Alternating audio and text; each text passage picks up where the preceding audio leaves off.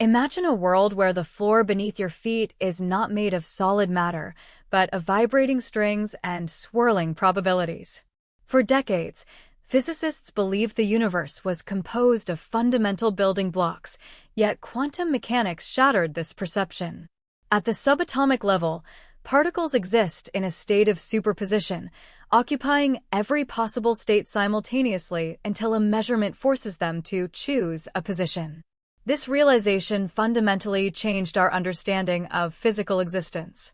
As we peer deeper into the quantum realm, the concept of locality begins to dissolve.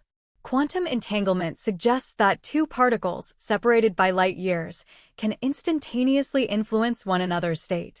Einstein famously dubbed this spooky action at a distance, but today, it represents the backbone of quantum computing.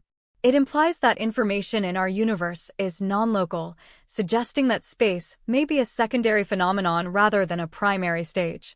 This brings us to the controversial it-from-bit hypothesis proposed by physicist John Wheeler. He suggested that every particle, every field of force, and even the space-time continuum itself derives its function from binary choices, bits of information. In this framework, the universe isn't built of stuff, but of data. The physical world acts like the hardware, while the laws of physics function as the software, processing the input of quantum states. If the universe is fundamentally information, then the laws of physics are essentially algorithmic. Consider the speed of light, often called the cosmic speed limit. In a computer simulation, this would represent the maximum processing speed or the bandwidth of the system. If the universe were simulated, physical constants would be the arbitrary parameters set by the architects, calibrated to ensure stability and complexity. But who or what could be running such an immense simulation? Some theorists suggest that advanced civilizations might create ancestor simulations to study their own past, while others propose that the universe is a self-evolving computational system. We look for signatures of this in the cosmic microwave background, the residual radiation from the Big Bang, searching for glitches or patterns that might betray a programmed origin.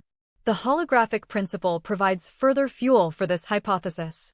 It posits that the three-dimensional reality we experience is actually a projection of two-dimensional information stored on the boundary of the universe. Much like a hologram on a credit card contains the image of a 3D object, our entire reality may be a projection of data mapped onto a distant, invisible surface. This philosophical shift challenges the very definition of consciousness.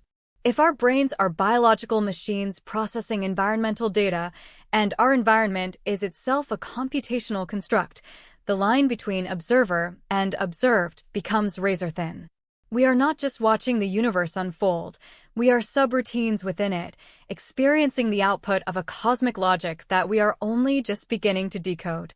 As we stand on the precipice of quantum supremacy, we are building machines that tap into the very logic that likely underpins our existence.